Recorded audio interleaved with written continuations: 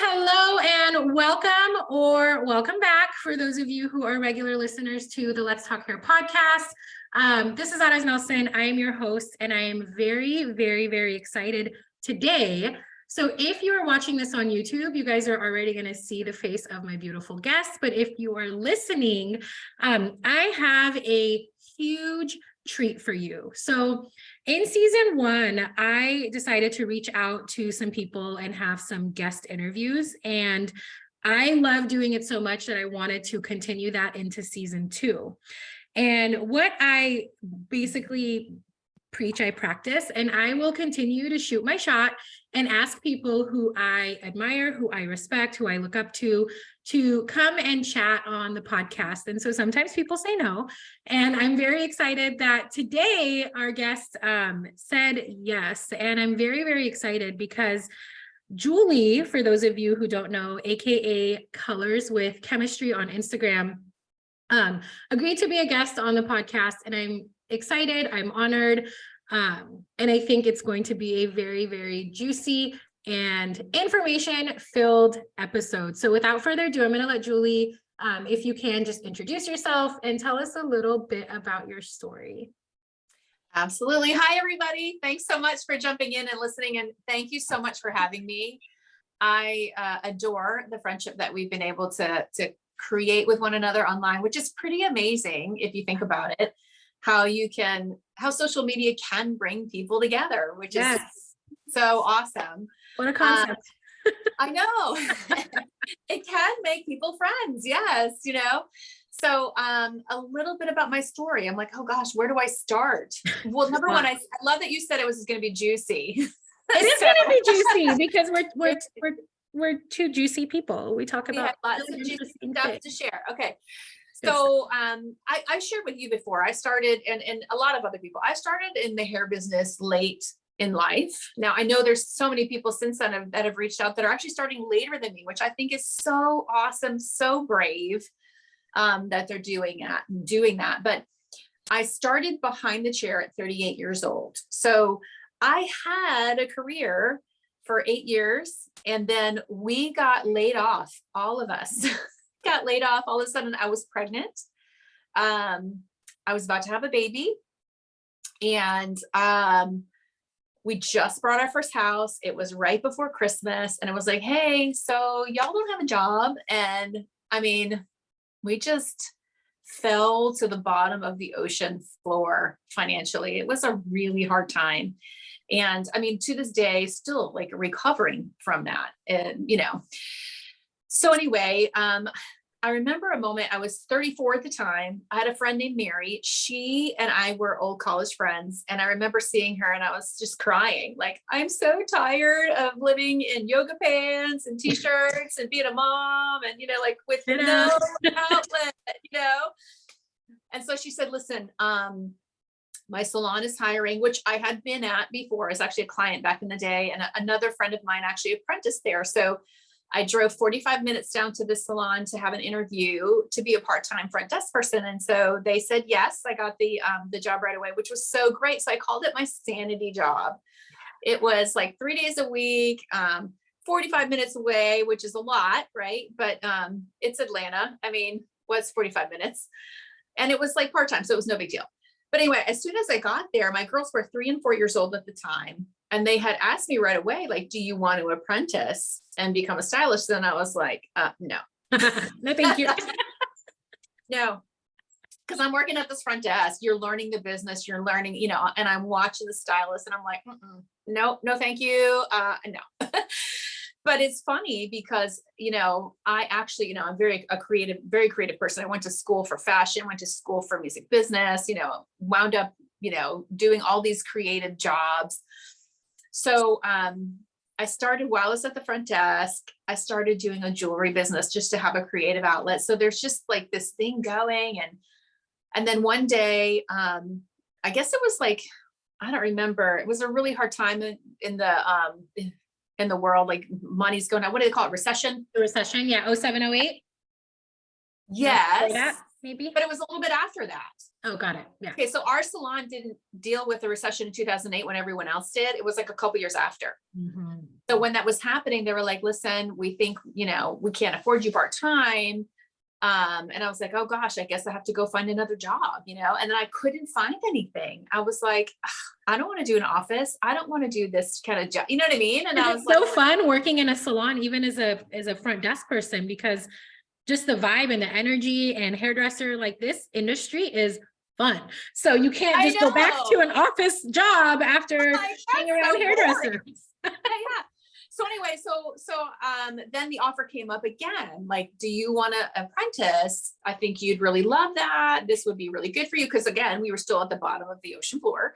And so at that point, my girls were about to go into middle school. So it was 4 years later. I was at the front desk for 4 years. Wow. And learning the business. So anyway, it was a good time because I had 4 years of learning my master, the person you train under, and I needed to learn how to survive that. Mm-hmm. And so there's a lot of good things that happened in 4 years of waiting. And so I said yes. And that's when I was 38. So I'm 38, starting something completely new and feeling like I'm a million years behind. Yeah. And so I'm behind the chair learning this stuff. And I was frustrated because, like you, I'm a why girl. Like, I can't don't tell me what to do, because when you're not there and I have to think for myself. Yeah. Big problems. How am I supposed to think for myself if you don't tell me why and how? You just tell me what. And so I kept asking all these questions, and I kept running into roadblocks because they had been doing hair for so long. They didn't know how to tell me the how and the why. They're just like, this is how it is. This is how you do it. I do it. Yeah. Like, no, that's not it. That doesn't work. There's more, There is more, so much more. There's so much more. So I started studying on my own because I needed to know how to survive and to do this on my own. And I remember one day, he said to me, okay, I want you to formulate this base color in 35 seconds, Part of that was because I'm an overthinker and I like, lots of details. So it's so funny that something that he thought would be negative actually turned into be one of my biggest fortes, but whatever. But when in that moment I go, oh my God, I don't know what to do. I don't even know where to start. And that was the moment where I was like, I better learn this. And I spent hours like after, because I was still part-time at that time, but I would stay there 2 or 3 hours after, sitting by all the stylist stations and asking them why they were doing it and what they were doing. And I remember having this feeling like they really want me to do well. And they answered as many questions as they could. And I thought, when I do this, I'm going to turn around and do that for other people. And some people have a cap at what they could answer too. Like I remember when I would ask, and I got into the industry pre-social media, so I didn't have Instagram and YouTube at my fingertips. I had the people that I worked with, and there was only so much they knew. And like you, there was a cap. So I was like, but why? Yes. And I remember they're like, are you for like, this is why? I'm like, no, that doesn't make sense. I don't buy it. There's more. You had to process it. So here's what happened with that. Whenever I would ask a question and I couldn't answer, the answer would always be, go ask Brad. Brad was a chemist who was his family had the beauty supply chain where they were the distributors of the color. So I knew at this point right away, if there was a question, go ask the chemist, because they knew. They didn't send me to the manufacturer's book. They didn't send me here. They sent me to Brad. Yes. And I went, aha. So there's something or someone that knows. So go to those people. And so I spent my career looking for those people. Yep. Because I knew the answers. They have the answers. And have you found though, like, so I've talked to a lot of chemists and cosmetic chemists, and sometimes if they're not in the hair color world, they have the answers, but it doesn't translate in the hair color world. So then it's like, you got to bridge that gap of like, okay, this is what the chemist is saying, but this is what the hair is doing, and they don't understand what the hair does. So like, how do I've been there, and I'm just like, okay, I got to figure it out. Yeah. No, I've bumped into both. I've bumped into cosmetic chemists that don't know the hair or the color theory part. They know the hair, but not the color theory part. So that connection. And then I know chemists that do know both. And so those are the gems. Yes. And I feel like they all are, right? Because we know the color theory part, or for the most part, right? Hopefully we do, but, we can put those gaps together. And I always said, here's what if a company would do this, they would kill it. They would take a hairstylist and connect them to the chemist so that they can be a liaison for the company and teach the educators the chemistry. But you got to have special people who love it. Yeah. Enough to learn it deep enough to then go back and simplify. Yeah. Right. Because you and I, we talk about all the time. You don't have to be a chemist, but you do have to understand the chemistry, but you got to have a love for it. Yeah, because if you don't, and I know a lot of people who like it, but not enough to actually sit there and read these big ass chemistry books with big words that you have to love it. And it's hard to find that. And I think that's why I resonate with you, because you do love it and nerd out as much as I do, maybe even more. I don't know. But it's very few people who are into the nitty gritty of it, but it's the key. I think the key is taking that complex idea and then simplifying it for the rest of the industry. Yeah. Because chemist to a hairdresser sometimes it's hard, but here's where I think sometimes the issue is, and I have run into this time and time again in this business on the education side, and I'm sure you have too, where in the beginning, when I would start to share the chemistry in a simplified way, they would say, oh, the stylists don't want it. They don't need it. They don't need it. And I did not believe that. Yeah, same. Because I'm like, they're frustrated because you're oversimplifying. They don't have the full picture. They have all the pieces. Yeah, you need to have only pieces. So you tell them this, they stick to this like it's black and white. They don't realize the door opens this wide. And so now they're in a creative box that's this small. Yep. When you can open the box this big. Yes.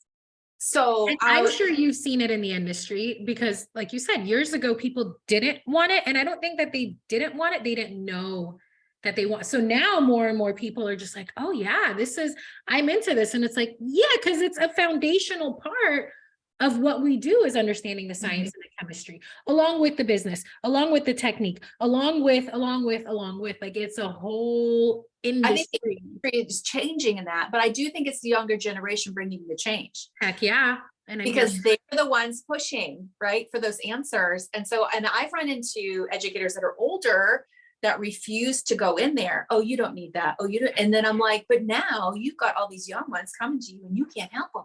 Yeah. Yeah. So where are they going to go? Where are they going to go? They're going to find them. Yeah.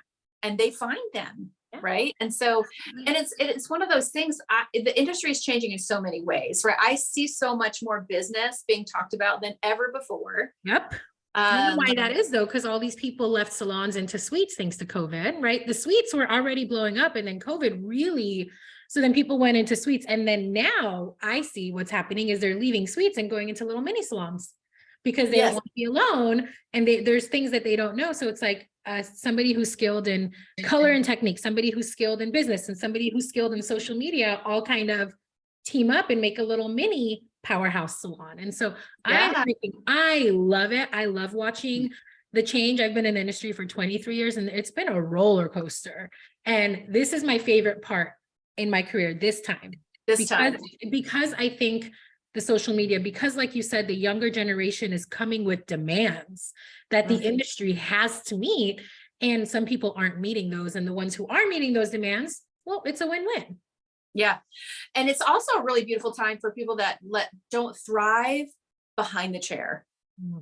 Like that's me. Like I loved doing some work like I did beautiful work behind the chair. I didn't love the lifestyle of being behind the chair. Oh yeah. Who does? Well, I guess there's a lot of people that love it. And I always thought something's wrong with me, but actually there's not. It's just who I am. And so it's opening so many more doors for people. Either they're trying to get out from behind the chair because they're tired. They don't want to live the second half that way, but they love this business so much. So how can I give back to this business in a way that isn't necessarily living behind the chair every day? And then you have those stylists. I mean, I have so many friends that just love and thrive behind the chair every day, and that vibe and that buzz, and and so the doors are opening in a lot of ways for so many different types of people that want to stay in this business and love this business.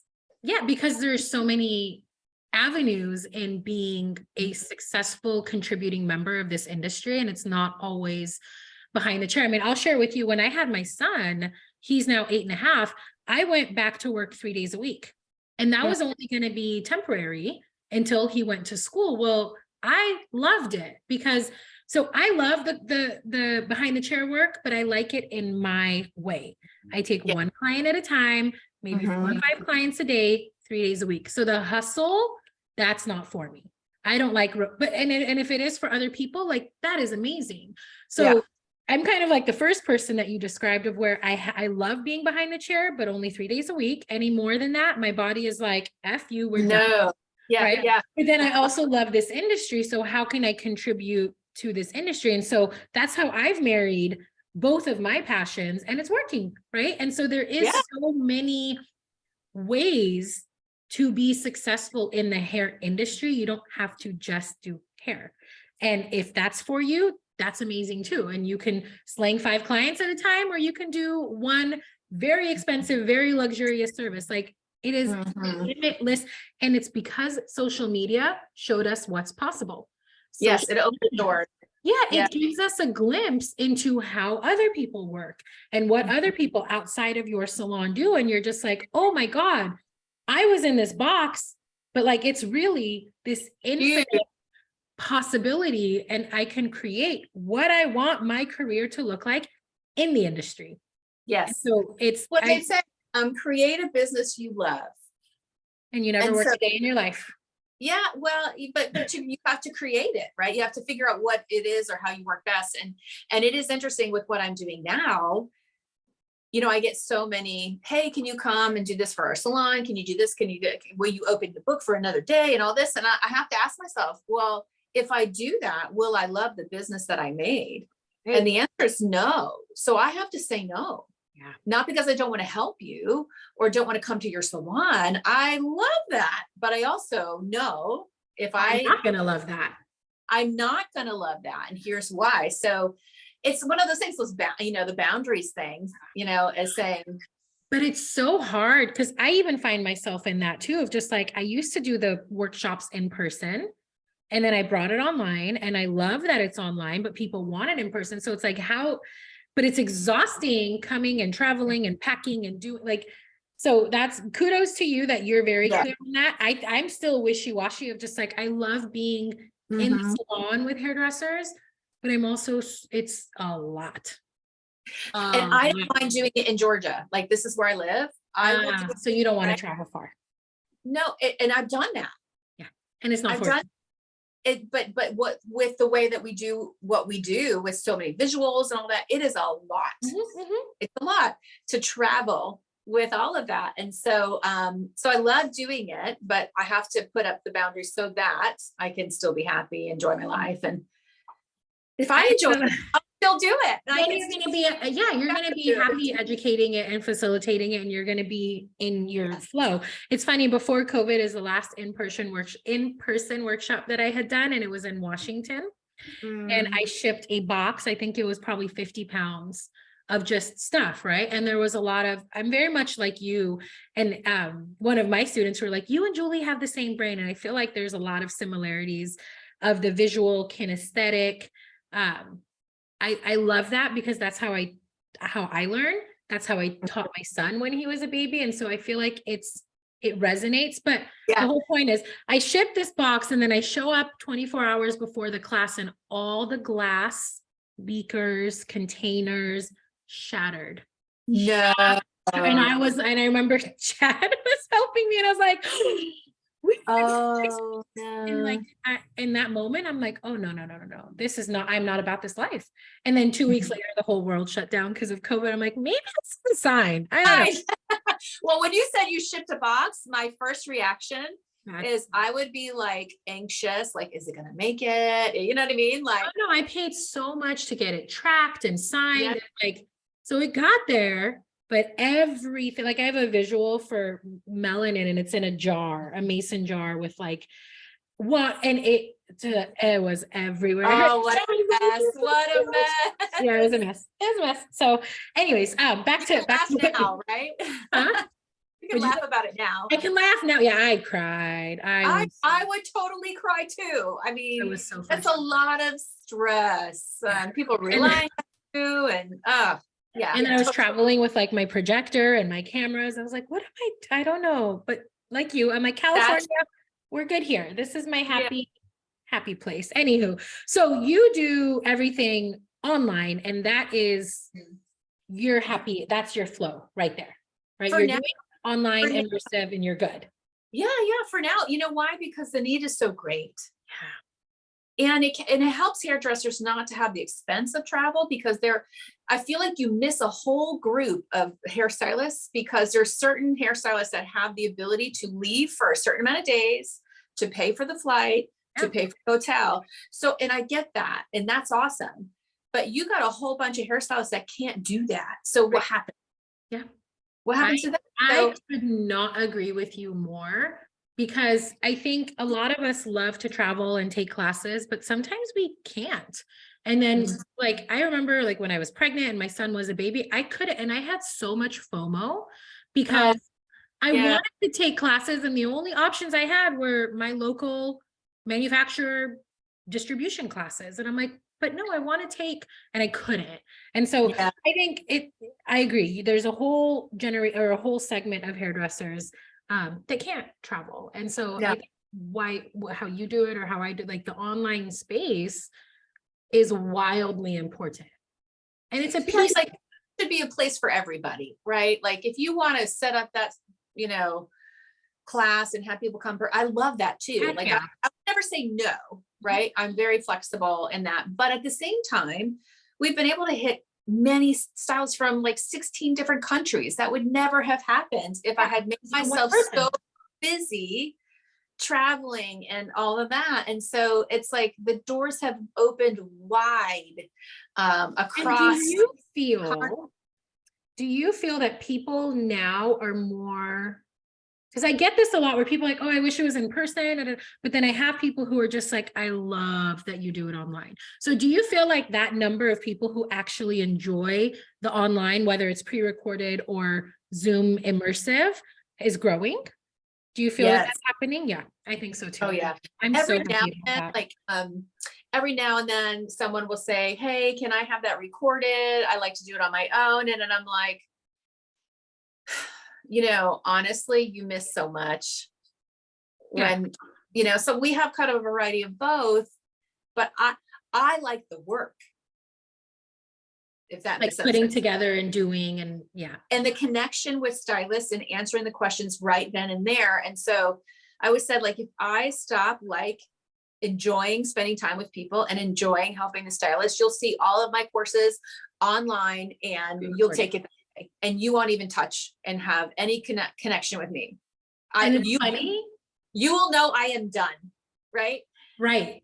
And so it's funny. I want to share something because I'm literally the opposite. So everything that my course is all pre-recorded. Yeah. And the reason I want to go that route is because it's such technical information. I want to talk about technique versus technical, but with the in my mind, I'm like, no, you need to have access to it and you have to be able to rewatch it. But now I'm just like, but I miss people. And like, but I think the good thing for you is you also are still working behind the chair at this moment, right? So you get that need met. Whereas I don't. And so the connection, so I told my brother is huge, into business, and all of this. And he was talking about the online. I said, but Stephen, I love the connection. And how am I going to know what's happening in their worlds if I don't connect with them? I'll tell you won't know unless they reach out to you. You're going to have no idea. Yeah. Exactly. And so in that moment, we find out what's going on, and you can help them right then and there. Exactly. So, there again, which I love, we've talked about this, there's room and space for so many different ways and to connect with so many different types of people. There are going to be stylists that are like, I hate that. I don't like that. They're not going to come. And that's so okay. Yes. And that's okay. Exactly. So I love that there's room and space. I mean, it's immense. The need is immense right now. Well, and I think that goes into the first thing that I want to talk about, because I feel like, you and I are similar, and there's a lot of people, especially probably over the last 5 or 6 years, where education is of the utmost importance, right? And so like, I always talk about it in the sense of like the value of staying green, right? How do we, no matter where you are in your journey, right? You're in school, you're apprenticing, you're assisting, you're in a salon, you own a salon. There's never a moment, and I don't like to should on people, but this is the one thing that I will should on, is there's never a moment where you That's should be hilarious. like, I already know, Mhm. right? When you cap and you're like, I know it all, I'm good, everything is working, that is when, and I want your input on it, but the way I look at it is that is when you decay. So there's two states of being, there's growth and there's decay. A lot of us have this misconception that we have this, I'm chilling, I'm good, everything's cool, it's running like a well-oiled machine. That is in my opinion, in my experience, a fallacy.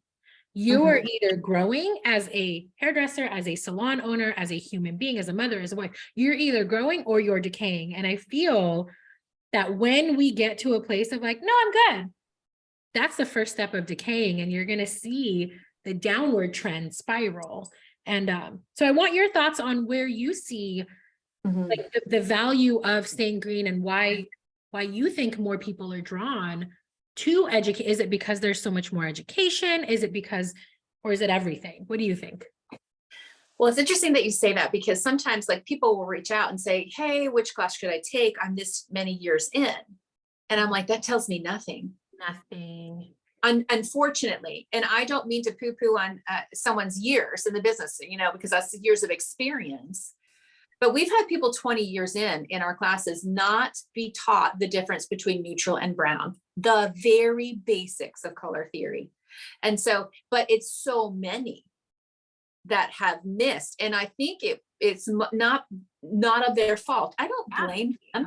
It's because our industry for a time period, there was missing education. Like, I don't know what happened, if they were like, let's simplify it. Hairdressers don't want all that, whatever. Let's stupid proof it. I've heard that. Let's stupid proof it. Stupid proof it. So you lower the baseline to meet people. Like, I think there's a balance between meeting people where they're at, and there's also and then bumping them, right? Because if you keep coming down to wherever the industry decided that baseline is going to be, you don't, like, at some point you have to kind of help push up. Yeah.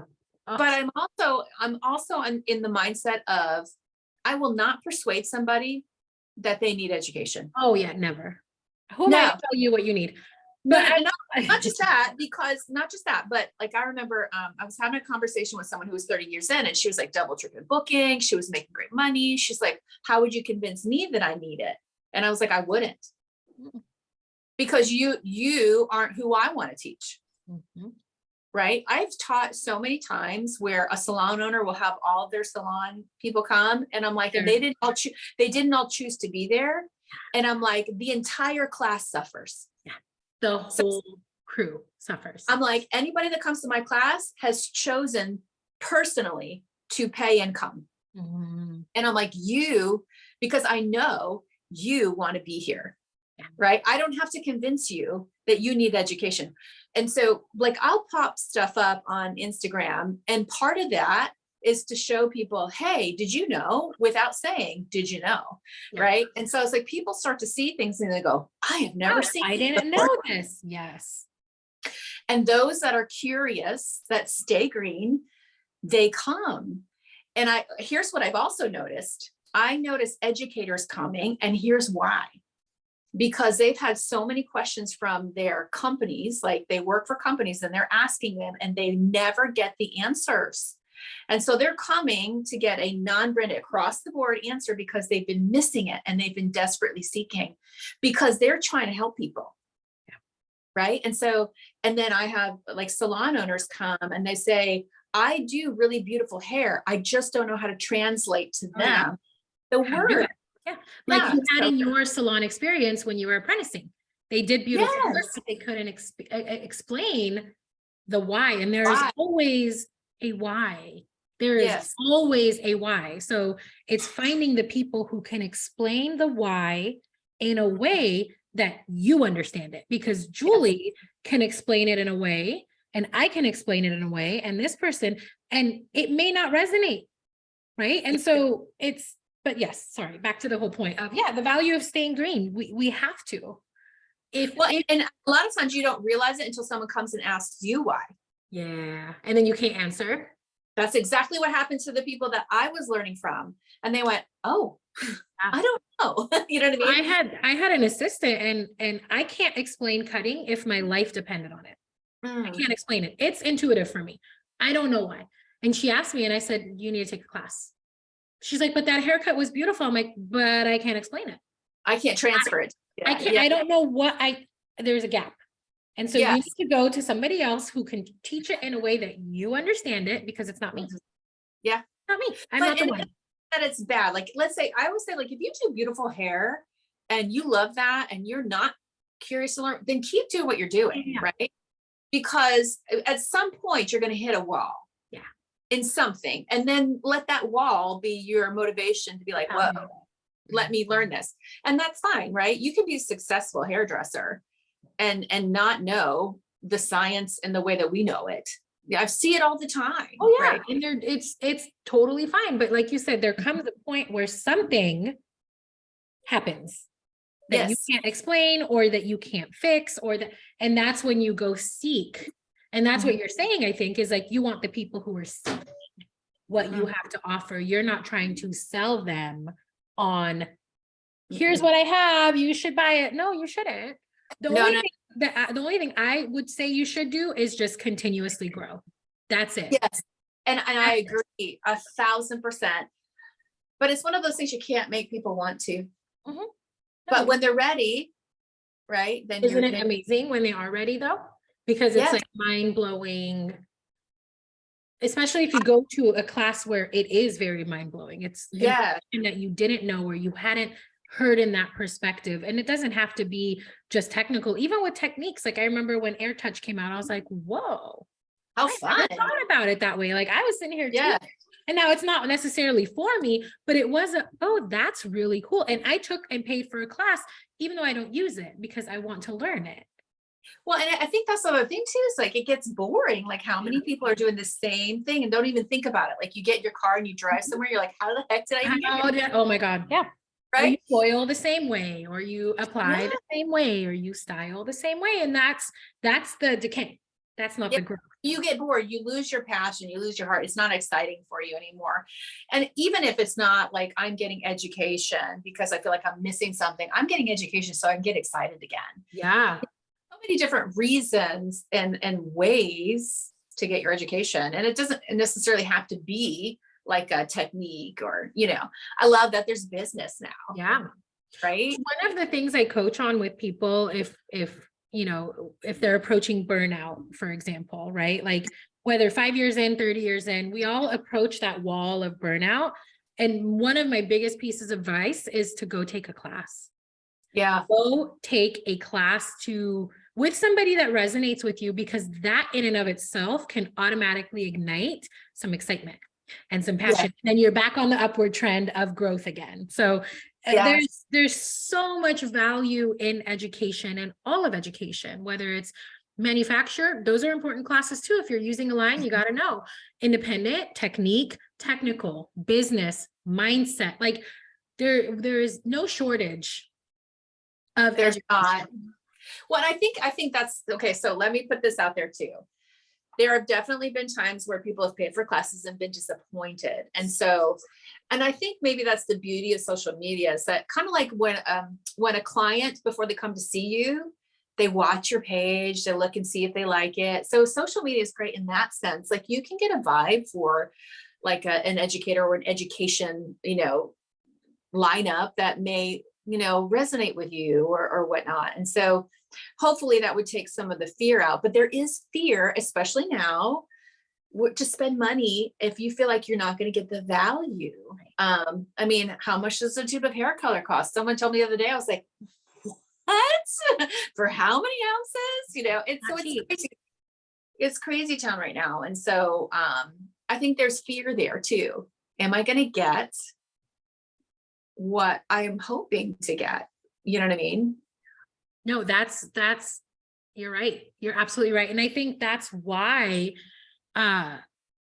I always talk shit about social media because I'm like, it's out, but it is a blessing because, you get to see what somebody is about. I don't know about you, but there's a lot of people who will follow and watch what I do before they get into my program. And I get it.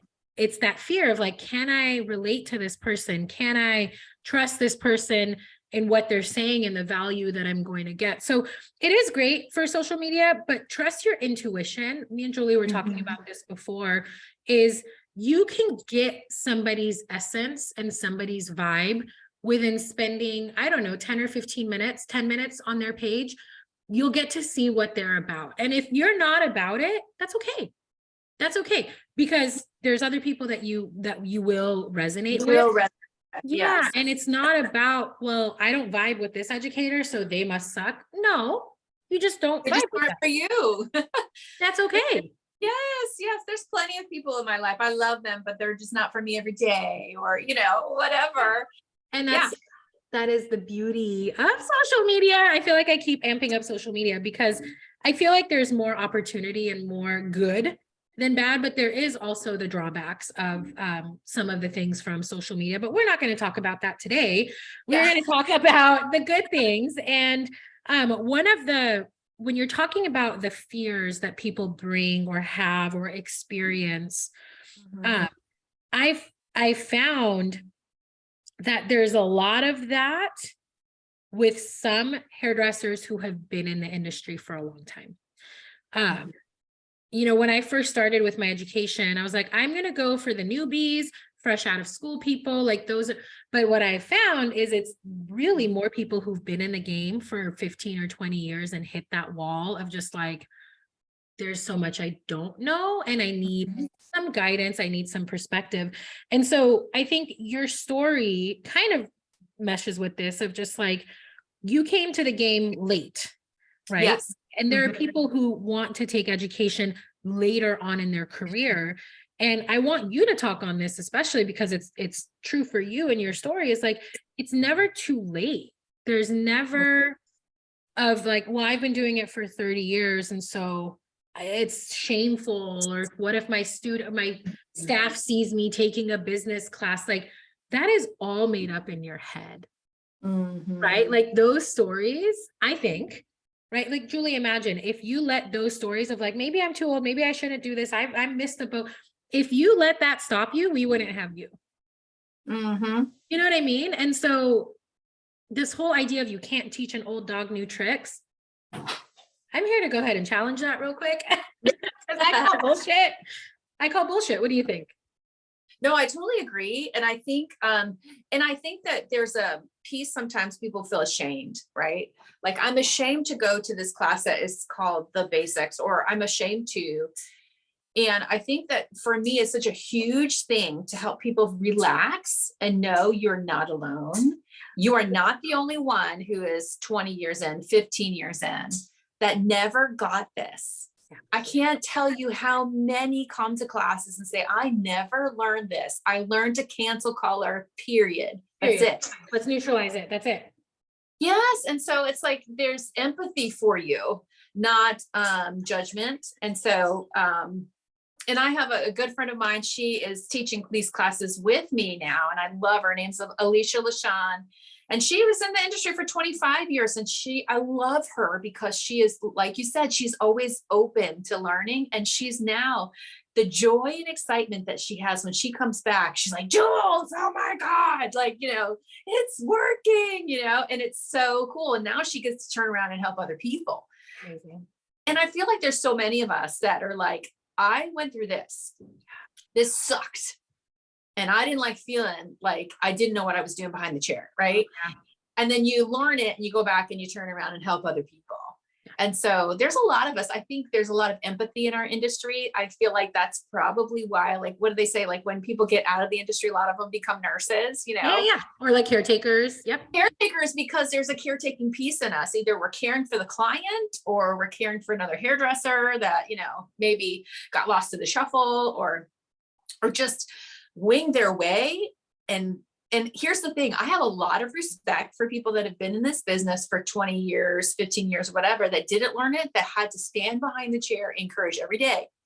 knowing they didn't know and they did it anyway. Yeah. It was like trial by fire, baby, you know? And so winging it. And I always say, like, you're praying to the color gods, and I see yes, people, and I was 11 years in and I was doing that. I didn't know what I didn't know. no. And it wasn't until I was on my own and I had a color correction situation that I couldn't get out of. And I was like, okay, reel it back there. I'm missing a lot here. And so that's how kind of I went on that quest of just like, nah, there's more that I need to know if I want to be this way.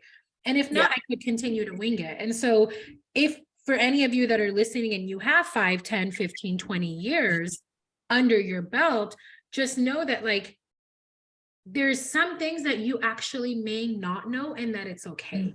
And it's not your fault. It's not that, you know, you didn't pay attention. Maybe it wasn't taught to you. Maybe it wasn't shared with you. Maybe it wasn't as important. Like, I don't know, 10 years ago, there was just toners. There was no acidic demis and alkaline demis. We just toned. Or 20 years ago, we used Rue at the shampoo bowl to, like, so things have changed, and it's okay. And you can completely transform your career even 30 years in. It doesn't, it's not about, I've been doing it for this long, so I should. No, just one step in front of the other. And so you can teach an old dog new tricks. It is never too late ever to learn. And there's phenomenal educators in this industry right now who have so much knowledge, wisdom, value, and you just got to seek them out and see if they vibe with you. And if they do, then, you know, it's up to you. It's up to you to invest in yourself. It's the same thing goes for the new ones. And here's why I say that, because so many of them, it's kind of like whatever the vibe is going on in the industry at the time, right? Like this huge wave of all this blonding and all this back combing and all this fabulous stuff is awesome. But then you had a whole generation that didn't learn how to do gray coverage. So like, I remember permanent color. How many? They don't know how, they're afraid of it. And I understand you're afraid of what you don't know and what you don't touch, period. It doesn't matter what it is. That's normal. So all of us. Yeah. And so I know, like, there was this young coworker of mine. She's amazing blonder, amazing at fashion shades, just so good. But gray coverage was terrifying to her, and that was a livelihood. That was easy. Hello, my whole clientele is bread and butter gray coverage. Yeah. Right. So it was cool to be able to help one another. And again, whatever you don't do is a fearful thing. We're afraid of the unknown. So once you get your fingers in it and you start to go, you lose that fear, I find that when you have something that you are afraid of, whether it's in this industry or in your life in general, if you don't acknowledge it, I always call it like shine the light on it. Because when you don't shine the light on it, it seems like this big, scary thing, this big, scary monster. And then you shine the light on it and you realize it's a little mouse and that you can handle it. And that's, like, for me, that has rang true in my life in general. Like, where are my fears? When I shine the light on it, I realize, okay, it's not that scary. Let me step into it. And then you walk into the fear. And then all of a sudden it's like, oh, that wasn't that bad.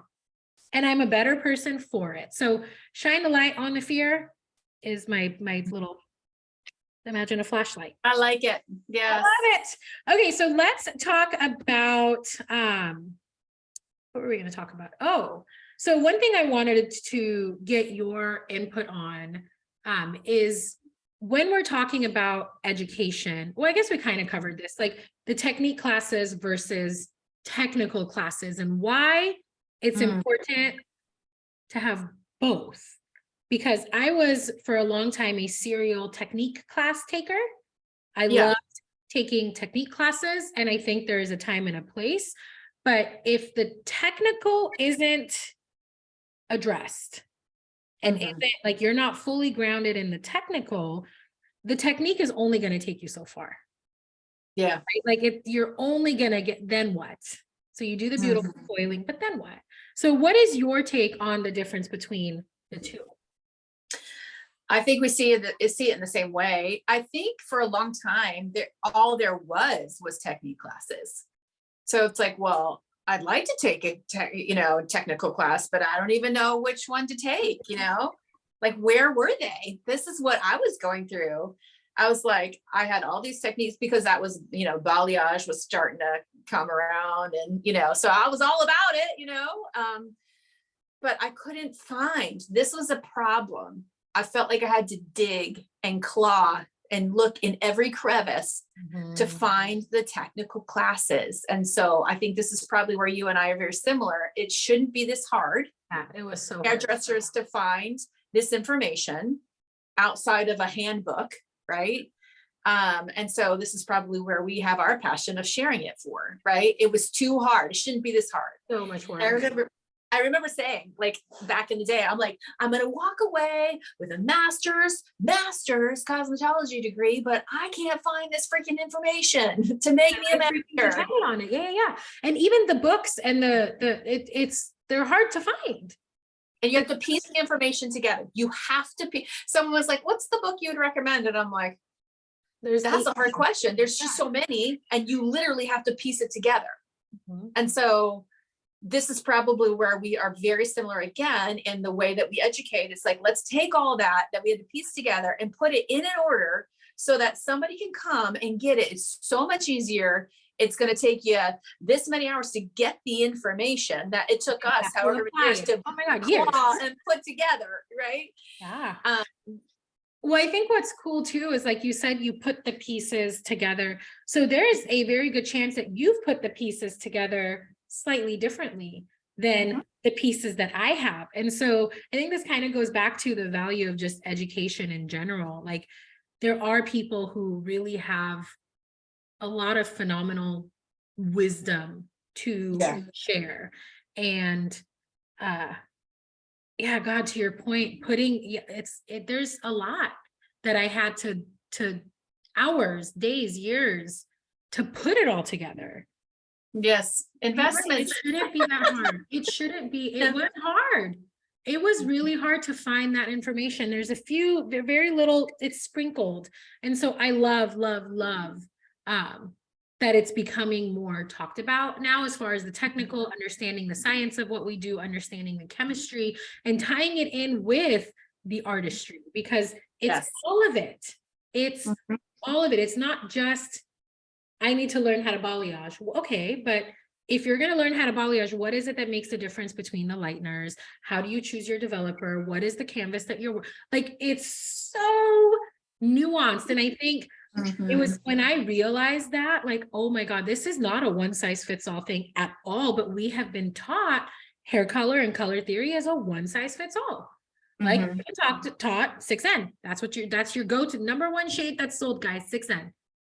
But hello, they're all different, and there's a reason why they're all different, and I understand it to a certain level. And so, it shouldn't be that difficult. And my heart is happy seeing it talked about more, the value of it, the importance of understanding the nerdy stuff. We put this label on it of nerdy, but you guys have to understand that it is a foundational part of what we do.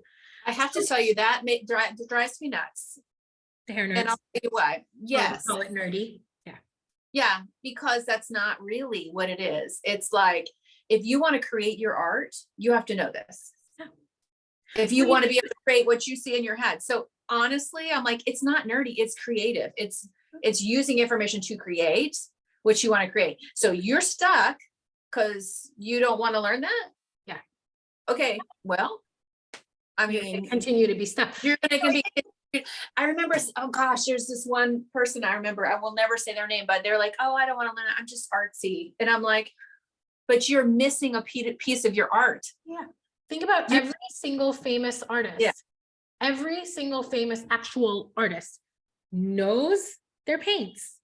What kind of paint they use, what canvas they're painting on, they know it like back of their hand. And so, I think we say it's nerdy because we think of science and chemistry as like nerdy classes, but that's what I'm saying. Like, it's a fundamental foundational part of what we do. If you don't understand it, there's a black hole in your knowledge. And I totally get it too. Like, it's just like a common thing to say, but I've said it. I've totally said it too, but like, again, I have to think about how is it being. It drives them nuts. It just drives me nuts because I feel like it limits people. Yeah. Like, and who can learn it and who can't. Yeah. Oh, you can't learn it because you're artsy. Oh, Julie, I'm not going to say it anymore after this. Like I've said Oh, it. I'm not calling you out on that. No. But like, I didn't think about, so I'm always like, I want to offer perspective. I want to offer perspective. What a perspective shift for me, because I say it jokingly, like, okay, hair nerds, but like, wait a second. No. That's not something I want to joke about because, and you just gave me a big light bulb aha moment, because it's not something to joke about. And if I label it that way, then it's going to make it seem like it is only for the nerdy people. And it's not, it is for the creatives. Like it's literally for the creatives, right? So the creatives can be more creative, right? Yeah. Now I will say this, and I think this may be partly what it is. When I first started educating, so I loved that I educated with a color company in the beginning because I learned how to educate, but it was because of the people that were training me. And so one of my favorite people on this planet, her name's Jessie Lewis. She's not with the company anymore. She's doing actually something different, but she taught me a lot because I would come in with all the science because it was exciting to me. And so I would say, oh, we could share this and we could share this. And she said, I hear you, Julie. She said, but what is the hairdresser going to do with that? Teach them what they can do with it. And so since that day, I have realized if I'm going to teach somebody how you see color, I'm not going to teach them how you see color for the sake of how you see color because it's cool. I'm like, but how do they take that and to translate it into what they do every day? And I was like, I'm like, it was a missing piece, right? Yeah. It's funny. Yesterday I went on my stories and I asked people why they follow me. And I said, if you're following because you like the science and chemistry, what does knowing that do for you? Yeah. Like, what is it going in your brain of like cool shit to know? Or yeah. what is it doing? So I just kind of wanted to pick people's brains and see what they thought. And so I'm so glad you brought that up. Yeah, there's purpose. So what did they say? What were they saying out of curiosity? So I can actually read some of them. Yeah, so a lot of them were saying about how understanding the science and chemistry, they understand that it relates to how their formulas show up. I didn't read through all of them. There was a lot. Let's see. So how does knowing the science and chemistry help you? And knowing the why is crucial for great results and also how I can fix any situation. It's important because I want to become an educator and knowing the ins and outs helps. It makes the job more serious to me, especially when I pull out the knowledge to my clients. I use it to help explain to other students how things work. It helps me in turn formulate better, like taking into consideration texture, porosity, and density. Yeah, so people are getting it, Julie. They're understanding it, and you have played a crucial part in that. So I hope that you give yourself kudos, and I hope that you praise yourself, because I think whatever your intention was, I don't know specifically, but I know it was to raise the bar, and you're doing that. You are doing that with what you're sharing and bringing the excitement and making, for lack of a better word, science and chemistry sexy and juicy and fun instead of textbook, let me put my glasses on and be a nerd. And so you are definitely one of the people in this movement. And so I know that I appreciate watching what you do and having you as a friend. And I think this industry needs you and needs more people like you and myself. I will give myself a little bit of credit too, because 100%. Like I'm like, where are you? Yeah, I don't discount what I do anymore either, because no, I'm right there with you, right? Like in the trenches of how can we help, and the more people that come on board and help, I feel like the better. It's not about I want all the students, or I don't want her to have any students, or I want to take that I am better, that you are better, that like we were talking because it becomes about you and me, and it's not about me and you. All that you're serving, right? It's about the people you're serving. No, for sure. I love that you give yourself kudos. I'm not good at that, you know. I just not, right? So, and it's okay. I'm getting there. I'm getting better at that. But I love that you said what you said, because people always assume that I love chemistry. And I always tell the story. No, I literally ran from the chemistry and I went to interior design. How do you think I eventually went to fashion school? Because when I ran from it, I ran into the creative world. And so the only reason all married together. yes, the only reason I enjoy this chemistry is because I can see how it actually works in this business. Yeah. In this, with this fabric, with the color wheel. And it's the only reason I enjoy it, because I can see the connection. And here, I don't want to learn the chemistry of makeup. I have no desire to learn the chemistry of perfume or products. Like, I don't like chemistry, but color chemistry, different story.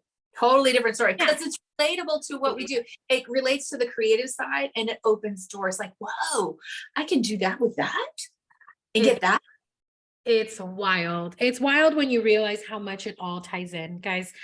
So if you're a colorist, just know that there is value when you're ready to explore what's possible in the science and the chemistry, and really understanding how color works, not just the art theory, but how it translates to the color theory, right? Mhm. And so it is all part of this industry. It's you shying away from it is fine if that's what you choose to do, but just know that when you're ready to explore that it's not going to be as hard because we're trying to make it more accessible, because Yes. it's important.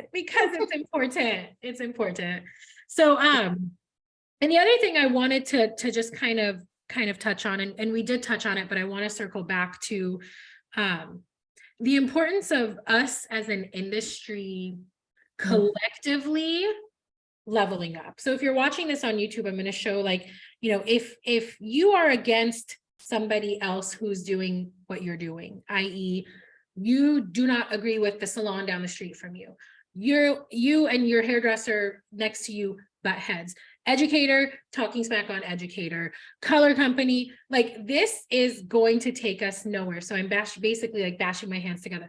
But when we can collectively come together, guess what's going to happen?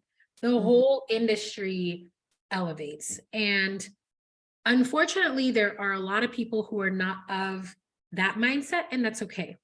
But if you're listening, and if you listen to the podcast, if you follow me, if you follow people like Julie, like, just know that there is a group of people, hairdressers, colorists, salon owners, educators, who are committed to collectively leveling up the industry in any way that we can. So I love that you agreed to be on this podcast with me. We teach similar concepts, and I support and love everything that you do. And I'm just so happy. And I hope that you guys who are watching, who are listening, you take this as an example of what's possible when we all just work together. It's not about me or you. It's how do we make the industry better? How do we make our salon better for our clients to have a better experience? How do we up level?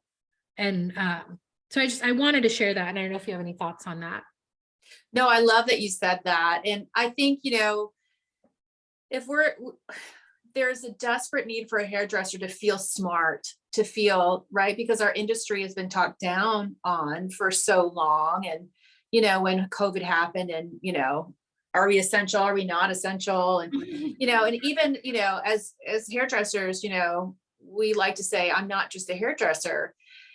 And what I have to say to that is, okay, yes, you're not just a hairdresser, but you got to step up to that title, right? If you're going to say, I'm not just a hairdresser, then you have to invest in the education and learning as though you are not just a hairdresser.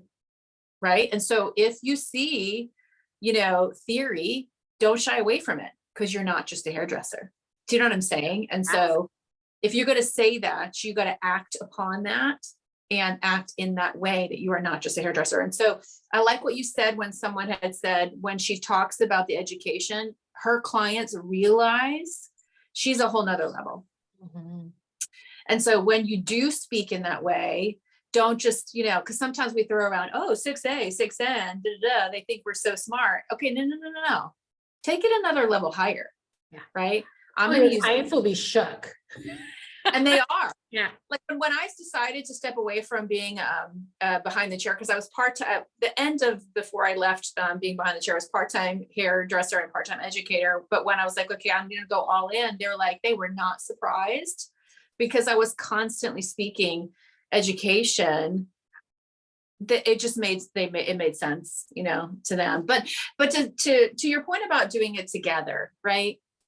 I think I see so many more of us on that in that place where we want to support each other and not tear each other down, right?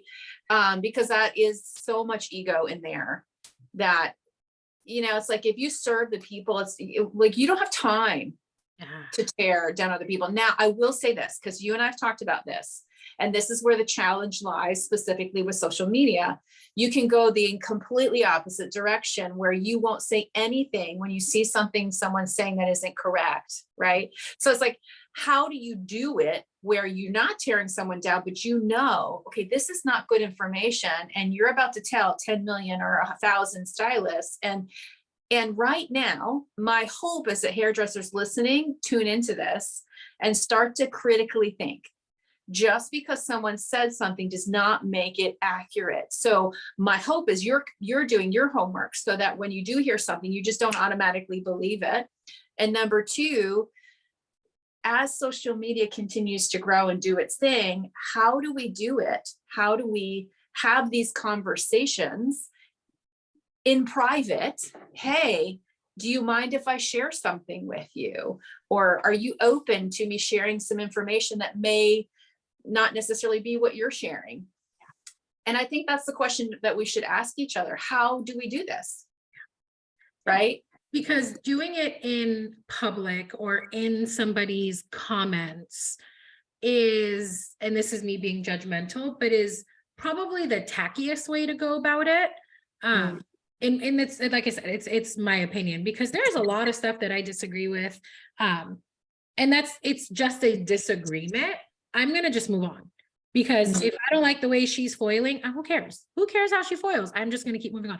But if I see information that isn't actually true, yeah, you're right. How do we have that conversation? Well, what you do is you message somebody privately, and if they're open to receiving it, and if they're not, that's okay too. But yeah, you said ask for permission.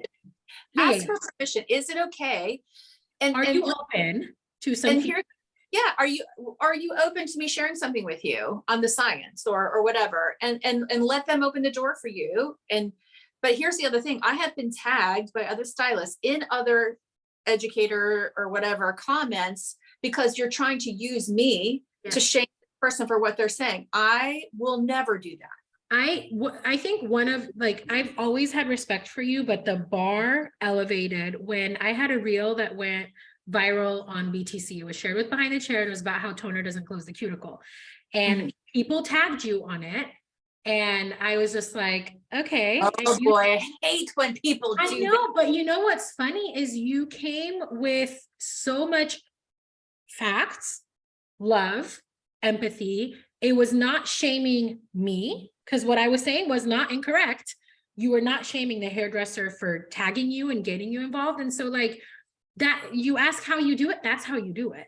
That's how you do it. If you get tagged into it, then you have a conversation from a place, because we were talking about this earlier. Social media, one of the drawbacks is it's desensitized us from the humanness of who we are, of the essence. So it's so easy for people to just go on social media and talk shit and say stuff and be salty and just throw shade at somebody who is a whole human with there's feelings, there's a person of emotion. Yes, they have a family, they have children, they have been through traumas, and like we forget that because we're behind our little keyboards or behind our phones. And so to bring that back, that's the one drawback of social media is we forget that it's a real person on the other side of it. So when people were commenting, on my BTC reel, there was some really hurtful words. And that was the day where I reached out to you, because you and Nikki were doing a live, and I was like, I don't know how to handle this. Like, I feel so attacked, and these people don't even know me, and they're saying all of these things. And so, so no matter what it is, whether you're calling somebody out or you're trying to shift a perspective, or you just want to give an opinion, or, you know, like you said, are you open to something I want to share? Like, don't forget that there's a whole ass human being on the other side of that, guys. Like, real people, real feelings, real traumas, real triggers. And you don't know if what you say could throw somebody off the edge. Yeah, so it's like, how do you not, because you don't want to avoid, you don't want to live in a la la land, like everybody's right, everybody can have, you know, and just share, because that's not truth either. Yeah. That's not okay either, right? So there's got to be that balance. And I love how you said there's a human there, there's feelings, there's a way to be empathetic and kind, because at the end of the day, you could also be wrong. Yeah. Oh my God. Do you know how many times I've been wrong, guys? Yeah. Right? I've been wrong. And like, it takes somebody to show me. Yeah. Like my husband, for example, is great at this. Like, if I'm not right in something, and this is not with the hair industry, obviously, but he'll show it in a loving, empathetic way of just like, hey, did you look at it this way? Hey, maybe you're looking at it from these glasses, and let's like go ahead and shift that perspective real quick. Similar husbands. Yeah. And it's so great, because it's like, oh, I didn't think about it that way. You might be right. Let me go ahead and explore that real quick. And if I'm wrong, I will be the first to admit that I was wrong. Because what did you say in the beginning, Julie? It's not about getting it right. Okay. So this is my friend Lenny String says all the time. And I have just honed in on this because he's right. He said, I don't have to be right. I have to get it right. So I want to get it right. I don't want, yeah. Okay. Hold on. Let me say that. Okay. Clearer. He says, I don't have to be right. I want to get it right for who he's sharing the information for. So basically it's not about you. It's not about none of this. And if for educators, it's not about you. It's about who you're serving. For hairdressers, it's not about you. It's about who you're serving. For salon owners, like, so the educators, we're serving hairdressers.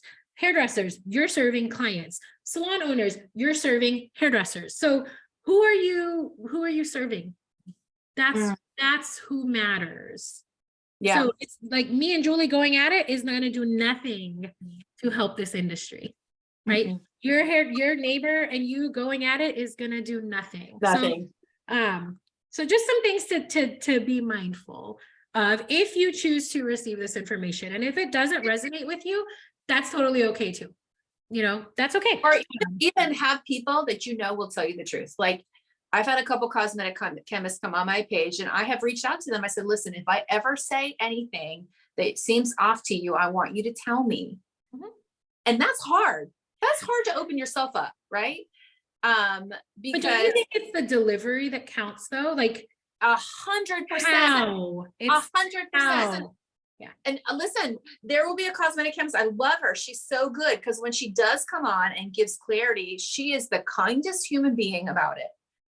She could bash anybody she wanted to because her smarts are so huge, but she never does that. And because it comes back to understanding that there's a human with feelings. Yes. Okay. So here's something my husband has taught me. He's like, do you want to be heard? Like, do you just want to scream it out so people hear you? Or do you want the point to, if you want them to understand really what you're trying to say? And I was like, oh, perspective, because I get heard all day. I am Armenian. I have a temper. I have I could go, and I won't do it, because you're right. It's not going to serve. And that's hard for me. I'm a Jersey girl. So like we've had this conversation. Yeah. So he'll always say like, and he learned that from experience a situation where he had a family member just kind of yell at somebody no, he didn't yell. They actually were calm. And he said, and they got what they wanted because they were heard. That is my husband. My husband has never raised his voice ever to me or anybody else. It's the exact opposite. It is very calm, cool, collected. I just need to get my point across. Yes. And so, there's definitely a finesse on how we can communicate with each other when there is, because like you said, if there's something that's off, you don't want to just ignore it. No. But when you want to call it out or speak it or whatever, there is a finesse to that. So even with your clients, how you communicate to your clients, you could go, hey, you know what, you're always late. I'm not allowing you to book anymore. Or you can have another conversation like, hey, is there a reason why when I book with you, it's been a reoccurrence, that you have been 15 or 20 minutes late. Would it be better for me to book your appointment 30 minutes late? Like how you go about the communication with people matters. And so in this ever evolving industry, just be mindful. And social media world that we live in every day. Yeah, and that's what I say. It's like a blessing and a curse. I think there are more pros, and there are the few cons, and that's just life, and everything. And so just be mindful of how you communicate with people. For those of you that are listening, don't be afraid to jump, to take a risk, to invest in your career, in your education, whatever that looks like for you. Just remember, when you're green, you grow, and ripe rot. And so remember growth, right? You're either growing or decaying. So how do we continue to grow as individuals, so that the whole industry can grow? And it's happening. And so I love it. It makes my heart happy, to see how much has changed in this industry. And I can't wait to see where it all goes, right? Yeah. Where it's going to go, who knows? It's fun to watch. And I'm grateful to be a little dot in your life for you who is listening. Hopefully a resource, a glimmer of hope, a what's possible for you. And so for those of you that are listening, I appreciate you. For those of you that tune in every week, thank you. It's exciting. It's exciting to come on here and chat, but it's even more exciting to come on here and chat with a friend. And so, Julie, I admire you. I respect you. I am so excited to see what you're going to create and how the ripple effect from your impact in this industry is going to be. I have no doubt that we're just trending in an up direction. That's how I choose to see it. And so thank you for taking your time. I know I took a lot of your time, but I feel like I could talk to you for hours.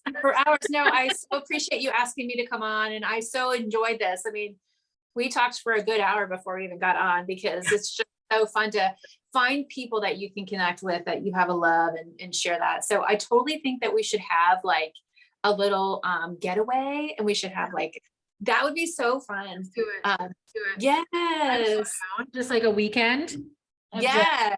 I think that we should get a little crew together and have a good time and just spend time. Envisioning all the good stuff. Because there is a lot of good stuff, guys. There is a lot of good stuff, if you choose to see it. And so with that, Julie, how can they find you? Well, we're online. So Instagram, we are always on the gram. It's at Colors with Chemistry. And online, we have a website, colorswithchemistry.com. Perfect. I will put it in the description if you guys want to, if you're not already, I'm sure you are, but if you're not, give Julie a follow. She's got a really great way of sharing a lot of information. You share a lot of information on your page, and it's fun. Like it's in a fun way. Like I feel like I share information in a very like matter of fact context, like with information and graphics and stuff, and you do a lot of the fun But I stuff. love that. Okay, here's why I love that, because they actually coincide with one another. They actually fit really well. So I hope everyone is saving your stuff. There's a lot of saves, thankfully. Yeah. So and can I actually add to that? Not just save, but like actually implement and utilize and like put in the brain and let it marinate that sucker. Yeah, because knowledge is great. Applied knowledge is better. Just FYI. You can know all the cool shit, but if you're not using it, then it's kind of wasting space in your brain. So hopefully with what Julie shares, with what I share, it inspires you. You shared about this yesterday on your stories, and I loved it.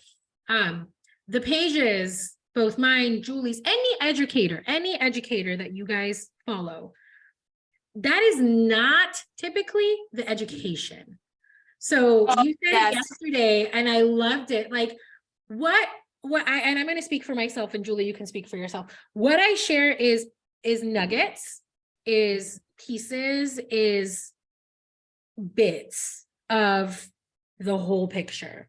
And I think you said it best yesterday, like invest in yourself. Like this is not, you don't come to my page for the actual education, it's pieces of it.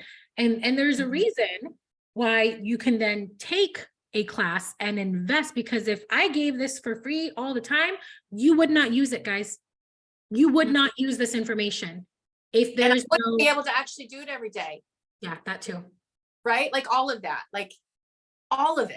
It's so important. And you're right. Like people will take little pieces, but it's like, that is helpful. 100%. It's right? a little cool thing to know. It's a really helpful thing to know. And hopefully we can help bring value with the nuggets, right? So that you go, okay, this stuff is really going to work. Yeah. And then when you get the whole picture, it's like, dang. Oh, the whole thing it's a whole story, guys. And yeah. you know, I've had people, and I don't know if you have before, but I've had people question why I charge for a class, or why do I have to pay? And it's like, well, you know, you can go spend 10 years and dig and like you can, but well, I asked them, I'm like, wait a minute, because this goes back and forth. I actually talked about this today. I always say, well, do you run your business behind the chair for free? Do people come to your chair and ask for a free haircut? Do you give that to them? I like it when they ask you for a free haircut. Yes. It's not free. You know, and so, or, you know, whatever. And I said, I always laugh. I'm like, the things that hairstylists complain about, sometimes they actually do to educators. Yeah, guilty of. Yeah. Right. And you won't know that until you are in a space of being an educator and like, you know, 100%. How would you formulate for this? And it's like, well, you have to understand, and my following is not even anywhere near yours. And so with my however many thousand followers, if I did that every day and answered those questions, I would have no time. And so that's why there is education, guys, out there. Instagram, YouTube, it's great for nuggets. It is great for, you said it yesterday, inspiration, to inspire you to want to dig deeper at what's possible. But what's possible takes a commitment from you, because if anything is done for free, there's no value there. I'm sorry. It's a waste of your time, my time, Julie's time, whoever's time. And so just think about that when you ask an educator for help. And I know, Julie, you help people. I help people. I'm in the DMs, but I'm not going to give you your answer, because it's like with my son with homework. He goes, well, this person's parents help this person with homework. I'm like, well, they're doing that person a very big disservice. If I tell you, and you don't get it, and this is why I love how you teach too, it's the auditory, the visual, and the kinesthetic. Like if it's not all being locked in together, it doesn't matter. I can tell you till my face turns blue how to formulate. It's not gonna go in. So anyways, with that being said, I appreciate you. Thank you so much, Julie. Thank you. This was amazing, and I appreciate you. Ditto, my friend. Hey, I hope you guys like this. Bye.